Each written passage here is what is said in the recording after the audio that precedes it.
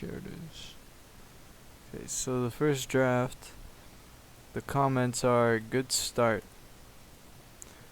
And I do believe that this is a good start because, I mean, I started my introduction.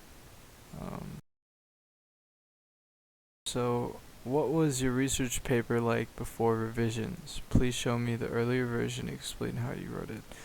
My research paper without revisions was just brainstorming how it would look like. It was more of an outline, if anything. And what was your research paper like after revisions? There's nothing I really improved on. This was my research paper before the revisions, of course. Let's go find the research paper after revisions. This is the after revisions.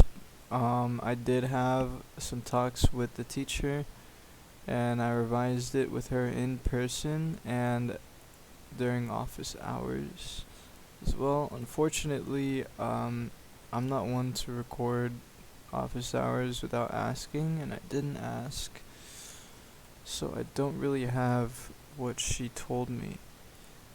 However, this is my research paper after revisions, and as you can see, the paper has drastically improved in my opinion.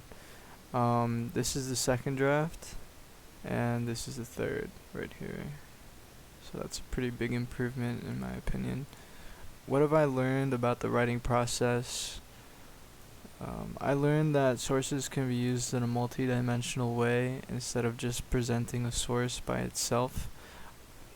What I mean by that is that sources can be compared to your own opinions or other sources, and finding any contrasting bias within the comparison of your own source or other sources. As an example, I will show you what I did in my final. At this point right here, I compare and contrast this source with another. I also learned this by looking at several newspaper articles and combining them into one short paragraph. I did this mainly because there's no scholarly articles or interviews that are made by scholarly sources or research or anything. It was made by newspapers. Mostly the people that are actually interested in subjects like this are more pop culture and trendy. So please explain the examples and how they demonstrate what you've learned. So the first example is learned after the group project with Pablo, in which I had to read about two authors, one an expert and another an amateur. I learned that the expert would compare and contrast the sources he had, and he used a small amount of sources to accomplish his goal. I also learned the perspective of the amateur, which used many more sources for one claim. This proved to be more tedious than the work of an expert writer, which in the end developed a deeper insight into the work with less sources. I will definitely apply this in the future where I have to use sources to back a claim. Scholarly articles can offer deep insight into a claim or research question, so if I have an important essay due from, let's say, a government course I'm taking this fall semester, I'll make sure to find insightful and meaningful connections and information from multiple sources. So what was my research process like before this class? Before this class, my research process was greatly influenced by History 1301, since the teacher aimed to teach us how to properly research, cite, and extract meaningful information from really old books that really didn't have any PDFs, so you couldn't search anything online for them. They're really obscure, and it honestly paid off because it helped me a lot. I, however, took a different approach and decided to begin from scratch when entering English 1302, since the methods being shown here were different from that class. My research process also would involve searching keywords in Google and trying to find the most reputable source by looking up, is this a reputable source on Google?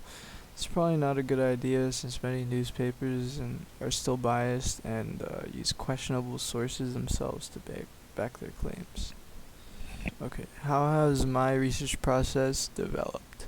I initially began my research with Google searching successful people reading habits and clicking the first few links that I saw. This was not a good strategy as I had to combine many more resources to filter out any misleading information that could have been in these newspapers. After learning more about the research process in class, I looked into the TED website and found a good video that was related to my topic. I also learned in class. I looked into the school's library and I found a good source there as well. So I'm gonna show you the examples that I got from my for my essays. This example shows that I used the TED website to find this. So I actually linked all the websites. So this is the official TED website, and I got this video from the TED website, and I used this to add on to my essay. I mostly did this through transcript, and I annotated the timestamps that it shows right here. So if I was pulling something out from, let's say, this part, I would cite timestamp and put it next to that part. Next example would be the scholarly article, which I found with my teacher while revising my essay with her. I have found this through the research process that I've been taught, which involved using Boolean search and the UTRGV library, and this is what I found. This is what I found, and this is what I used for my essay. Next time I have to find a reputable source, I probably won't look into newspapers. Instead, I'll use something like the UTRGV library and its website, or the TED Talk website, which are very reputable sources.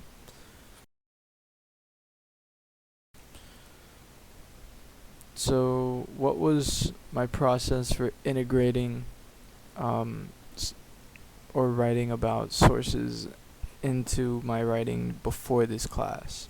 So my process for integrating my sources into my writing before this class was sort of like the same, where I'd get a source, describe it in my essay, then explain it, and compare and contrast it with other sources in my essay, which I have described previously. How has my process for integrating sources developed?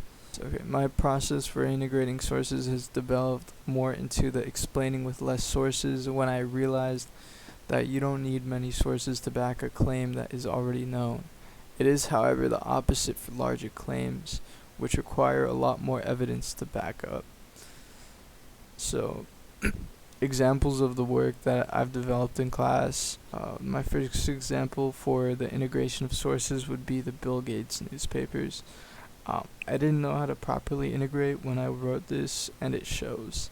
But when you go down to the TED Talks, you'll see that there's more integration of the source being done. I was just grabbing a bunch of sources, and instead of using my own mind to fill in the blanks, I just used a bunch of sources and filled in all the blanks that were there. This right here, this guy right here, I'm just using what he said, his personal opinion of the Bill Gates interview. Please explain the examples and how they demonstrate what you've learned. I was first learning how to integrate.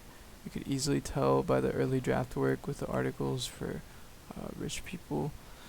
I then switched my topic to successful people, since success doesn't necessarily mean monetary wealth. As you can see here, in my third draft, that this is about rich people. I got most of this information from just reading a bunch of articles online, and then just coming up with something to write about, because I knew nothing about this subject. So this all just came out of my own head, kind of spitballing here. So how will I apply what I've learned in the future work? or learning situation. I think that after understanding how to integrate sources properly, I'd get better grades. I would usually get points off due to not integrating a source properly in a history class, and I was never taught how to integrate sources properly in 1301. Just finding the sources and citing them properly.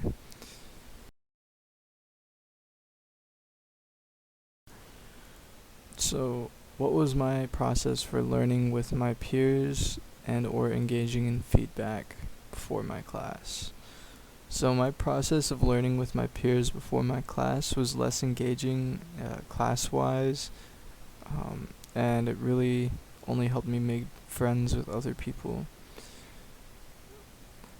How has my process for learning with my peers developed? During English 1302, I gave and received more constructive feedback after working with other classmates and having feedback sessions with others, as well as doing these shared finals with other people where I had to pick a question or part of a reading and answer it with a group of people. It was more constructive than previous classes that I've taken. So during the semester, I worked with a classmate on a presentation where we had to answer some questions. I also helped another classmate with their homework since they were absent and they needed assistance. During this presentation, we discussed the assignments and whatnot. It brought a sense of clarity to what I should do with my work. I think that having a different perspective influence your work in a positive way is very helpful. With a classmate that needed help, I believe that teaching solidifies what you've learned in class and allows you to confide in yourself and what you memorized from the lesson. So, how will I apply what I've learned in the future work or learning situation? Okay, so I'll definitely try to teach classmates that are in need of assistance more often, since it really helped me confide in myself more. I did this before in a previous class where I had a perfect grade and everyone else was struggling. I was reaching out to everyone in case they needed help with their work, and I did help a lot of people out and made things way more clear for people. And in the end, it helped me out as well since I became more confident in my abilities. What was my process for writing or creating for my intended audience and purpose before my class? So my process for writing or creating for my intended audience before the class was making my work easier to read, or if I was going for a more niche audience, I would make my vocabulary more specific using terminology that is unfamiliar to unintended audiences. How has my process for writing and creating for my intended audience and purpose developed during my course? I originally thought that it would become more attention grabbing if I said rich people in the title, but after revising it many times with the teacher, I decided with her to change the title to successful people, since this would be more inclusive to the subject and more relatable and slightly more achievable by the target audience. So please identify examples of the work you've developed in class in your research essay project that support what you are claiming to have learned. In the first drafts, I used rich people title, and over the course of its development, I used successful people. When I changed the title to successful people, I used examples of not just adults that have a lot of money, but children as well, but successful in different ways, which shows the versatility of the broader change to the title, and this also broadens the audience for my work for even younger audiences. How will you apply what you've learned in the future work or learning situation? I think that this helped me realize that I am in control of how niche a subject can be no matter what it is, and there are many ways that you can make it something more inclusive for everyone. A good example would be a history paper.